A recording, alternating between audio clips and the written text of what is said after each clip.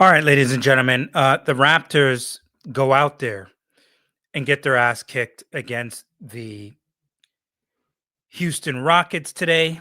That's what we're going to be discussing. And this entire time, right? Like I've been saying, the season it's early. Don't panic yet. And honestly, I still stand by that. You still don't panic. The Raptors are not looking good right now. They're 1-4.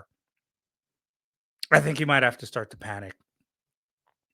I do. There's something that just does not look right here. There's something that don't look right here, man.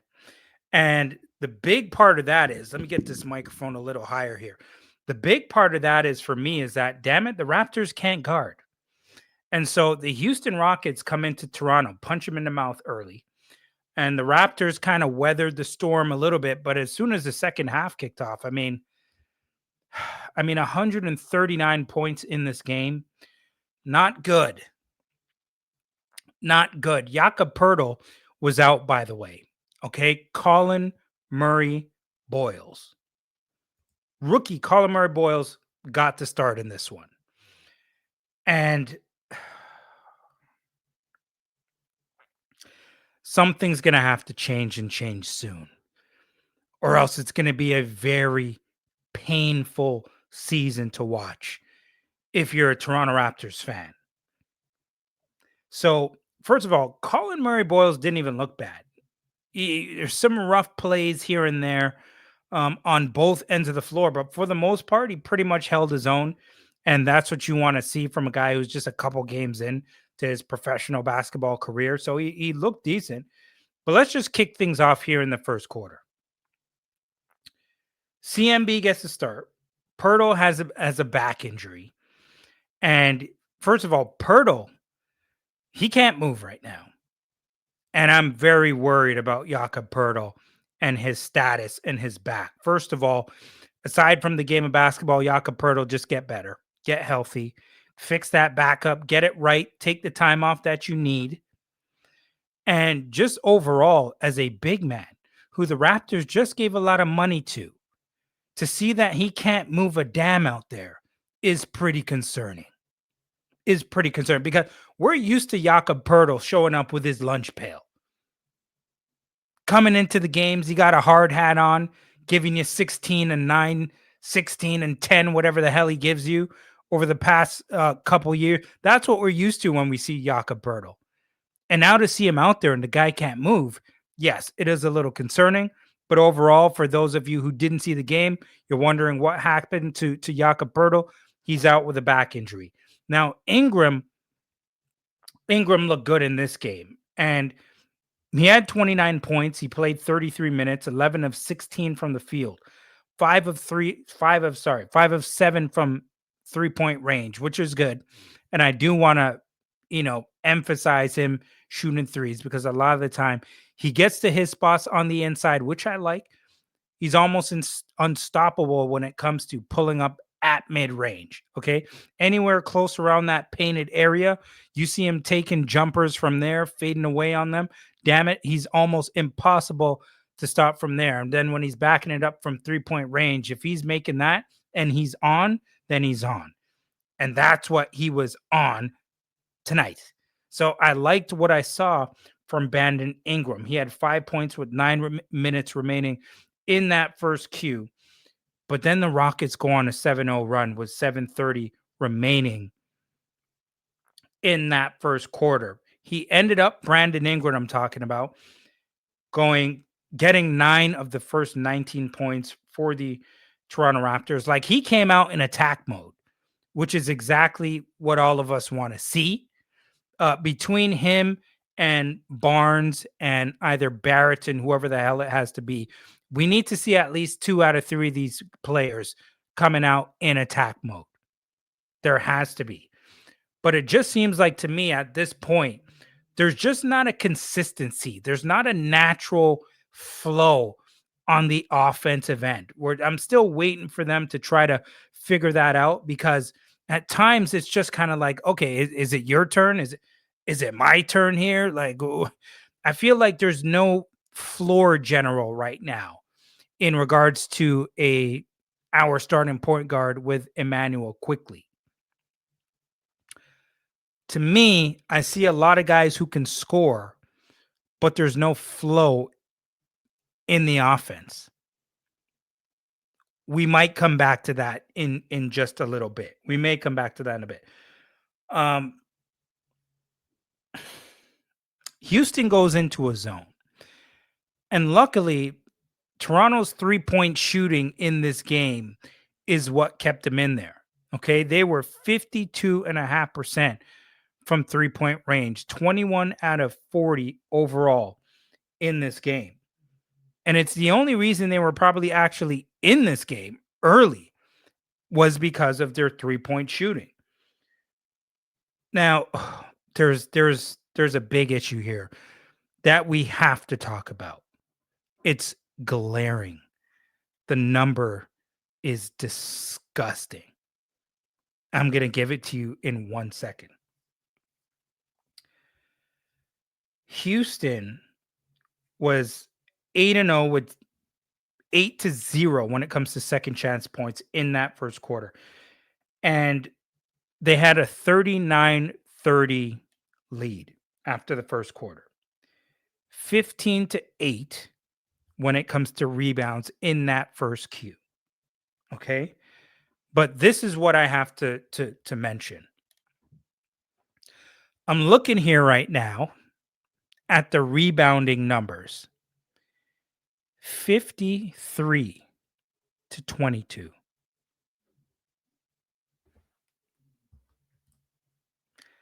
Ladies and gentlemen, what you heard from me just now, that was correct. That was correct. You did hear that number that I just mentioned, right? I said the rebounds in this game were 53-22.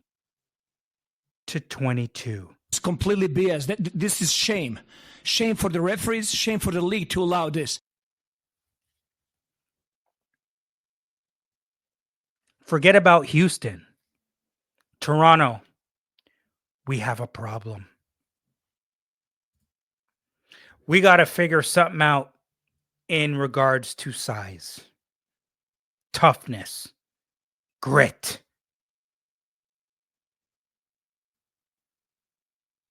(53-22) rebounds. I mean, are you kidding me? Are you kidding me? It's happening over here during whole season. I've been calling it back. It's a complete crap. That is horrific. That is horrific. Darko, I'm coming back to you. I'm coming back to you. Not right now. Give me a few minutes, but I'm going to circle this thing right back around to Darko because I have a feeling that the fingers are going to be pointed at some point directly at him. I'm not saying that's right or wrong, by the way. We just know how this thing works. I've been around this game for a minute. I've been around professional sports, basketball, the Raptors for a long time. And I'm telling you right now, it's coming. It's coming. Beginning of the second quarter here, folks. Scotty Barnes goes 3 of 4 from 3-point range. Then he goes 4 of 5. Meanwhile, the Rockets are still up 37-49. And I put here that the Raptors have some bad lapses sometimes. Just out of nowhere. They can't play defense. They can't get stops. It just looks awful at times. Just looks awful at times. No communication. That's the big C word. I've been talking about it. And it was the same thing when we played against the San Antonio Spurs. I was looking for toughness. I was looking for grit. What is the identity of this team? Who's going to be that guy at some point? And this is probably not even a good way to mention it, but I'll mention it this way anyway.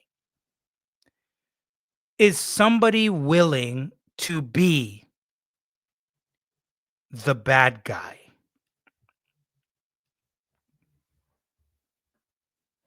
Is somebody willing to take on that challenge? Is somebody willing to step up and challenge their teammates? That's what I want to know. Ingram goes on to be 7 of 7 from the field with 18 points.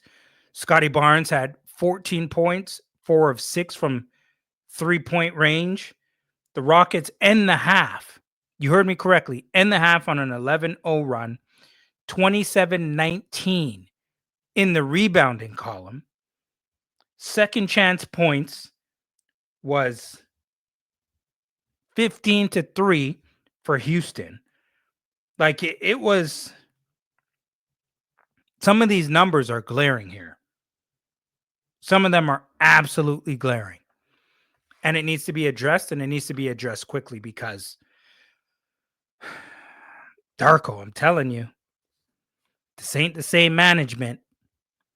Masai Ujiri ain't here anymore. Now, the Raptors turn the ball over a lot going to the basket. That's what I've been realizing. Whether it be Barrett, quickly, whoever the hell it is, when these guys are trying to get to the basket, can't get there. They're trying to make something up on the fly, turn it over. Teams are getting out into transition, and just not good.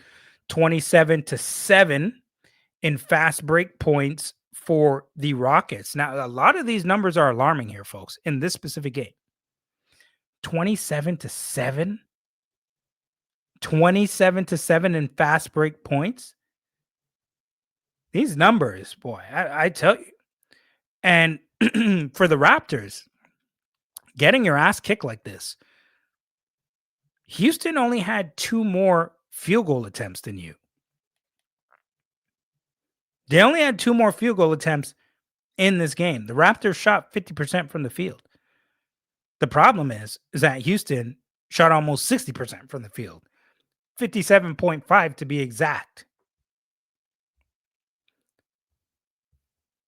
Ladies and gentlemen, I have more numbers for you that are alarming.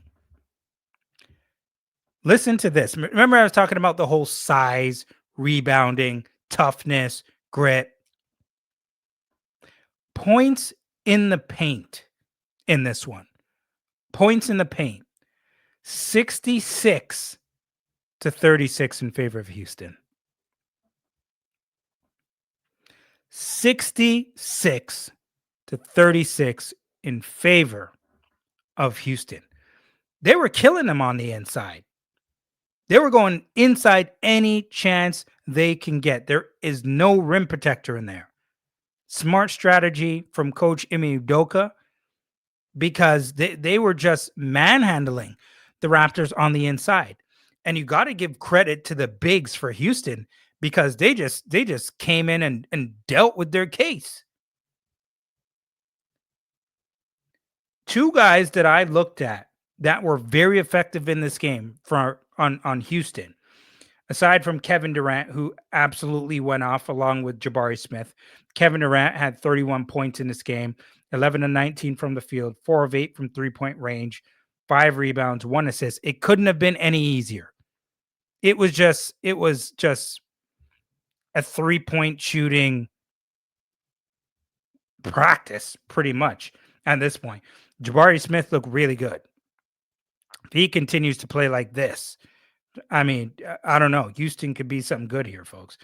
25 points in this game, 38 minutes, 8 of 16 from the field, 4 of 9 from 3-point range, 5 of 6 from the free throw line. He added 5 rebounds, 5 assists, 2 steals. He's a damn good player. He's a damn good player. Amen Thompson, that guy is so active around the basket. And for his size, he can bully big men. 18 points, 7 of 13 from the field. Sengun, 35 minutes in this one. He didn't have to do much. 6 of 8 from the field, 5 of 8 from the free throw line. He had 8 rebounds, 9 assists. Damn good player. This is a good Houston team. And yes, it is a tough schedule for the Raptors. And it's not getting any easier because they're going into Cleveland on Friday night. And this thing is supposed to be 12 minutes. It ain't going to be 12 minutes here, folks. It ain't going to be 12 minutes. But there's 2 guys that I wanted to mention off the bench. Should I? Maybe it's only worth it mentioning one. Steven Adams. I'll mention it too. Tari Eason played well tonight as well. Let's give him some love. 14 points in this game, 6 of 11 from the field, 2 of 3 from three-point range, 5 rebounds, 4 assists, 2 steals. But Steven Adams, this guy is like a brick wall. 12 points, which I care absolutely nothing about. Well, I kind of do, because a lot of them were tip-ins off missed shots. 5 of 6 from the field. But damn it, those 12 rebounds. Those 12 rebounds. Like this. The Raptors did end up going on a 10-0 run in that fourth quarter. Ingram had his 4th foul early with 3:46 remaining. Scotty Barnes did pick up his 4th foul as well later towards the third quarter as well. But the Rockets had a 15-point lead going into the third Q. It was 106-91, 48-28 points in the paint at that point, 39-17 in regards to rebounds, 8-1 in regards to block shots. And they shot 30 free throws after the third quarter, while the Raptors shot 14. More than double. 9 for 14 from the free throw line and 23 of 30 from the free throw line. And what was it overall? 26 of 34 from the free throw line for Houston and 14 for 19 for the Raptors. I didn't even write much.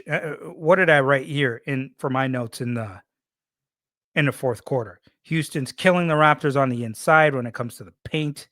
56-32 at that point, and 25-7 in regards to fast break points at that point.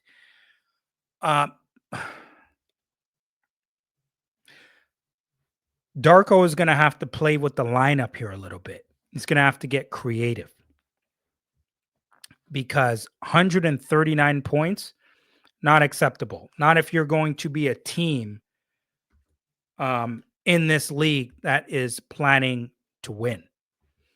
And so I'm interested to see what's going to happen here, because, things are going to be run a little bit differently now. I want to see what the communication is like between Darko Rajaković and Bobby Webster, how they're going to play with the lineup, what the minutes are going to look like for certain players, because at this point, if guys are not willing to defend and sacrifice and do whatever they have to do, communicate, whatever, you're going to have to start putting guys on the bench and altering that lineup. I don't give a damn what their name and status is on the back of their jersey. I don't give a crap how much they get paid. Something is going to have to happen here, and happen early. It's only 5 games. I get it. But the Raptors dropped to 1-4 here now. And we talk about this every season. This thing goes quick. When you're looking at the 25 game mark in the NBA, typically by that point, you know who's going to be where to to a certain degree. You pretty much know who's going to be on the inside and the teams who are going to be looking in from the outside. And so things are going to have to start changing somewhere soon. Somewhere soon. I know it's only 5 games. Don't panic. I get it. But the stretch that's coming up for the Raptors it's tough, ladies and gentlemen. It's tough. And so I'll read you some of these teams that they're going to be playing in their upcoming games. All right, who do we got? We got Cleveland, Memphis, Milwaukee, Atlanta, Philadelphia. You got Brooklyn, and then you got Cleveland, Indiana, Charlotte, Philly. It's not looking too easy here, folks. So, like I mentioned, don't panic. They dropped to a 1-4. And when I say don't panic, take that for whatever the hell it's worth. But I think things are going to start changing a little bit. The lineup will be altered a bit. Minutes are going to start looking a bit different because people are going to have some questions. They're going to have questions for Bobby. They're going to have questions for Darko. And it's the narrative that you're going to start hearing. Trust me. We've all been through this. We know what this is. It's coming. Okay? It is coming. At Mike Roach 23 on X. Make sure you follow, like, subscribe, and share the podcast. At Mike Roach 7 on IG, folks. This is the Mike Roach Podcast. Raptors, you got to get it together. I'll be back again soon. Peace. And I'm out.